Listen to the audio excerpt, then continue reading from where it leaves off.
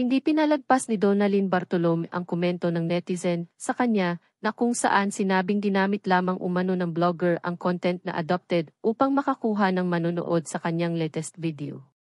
Kung papanoorin kasi ang vlog ni Donna, ay hindi naman talaga siya adopted, kundi stepdaughter siya ng bagong asawa ng kanyang ina. Marami kasing nag-akala na kaya adopted ang titel ni Donna as kanyang video ay dahil totoong inampon siya ng kinikilala niyang pamilya ngayon.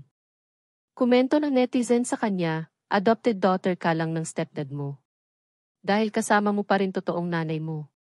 Hindi ka naman kaawa-awang ampon na walang magulang at hindi mahanap. Nag-ingay ka na naman ng walang katuturan. Pareho lang kayo ni na Rosmar at Rendon, mga basurang content creators. Agad naman sumagot si Donna sa komentong ito sa kanya ng netizen. Ayon kay Donalyn ay mukhang hindi umano napanood ng netizen ang kanyang buong vlog. Dahil hindi naman umano siya nagpaawa dito, sa katunayan nga daw ay kabaliktaran ang ginawa niya dahil pinuri nito ang kanyang stepdad. Sorry po if you misunderstood. If hindi niyo po napanood, hindi po ako nagpaawa. I actually did the opposite. Pinagmalaki ko po yung kabutihan ng adoptive parent ko.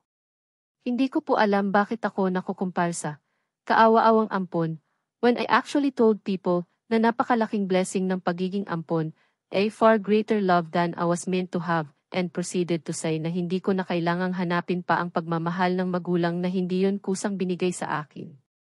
Demonstration po yung video ng pagpapasalamat kahit ano pang nangyaring hindi magaganda sa buhay natin. At the end of the day, once you're done crying, kailangan natin maalala na maraming bagay na dapat pagpasalamatan. And if you focus on that, you will live a happy life.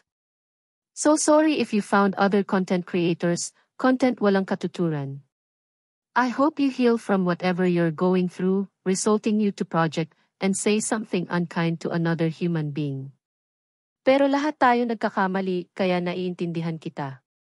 Don't worry din po, never ill-intentioned ang mga nagawa kong mali sa buhay ko.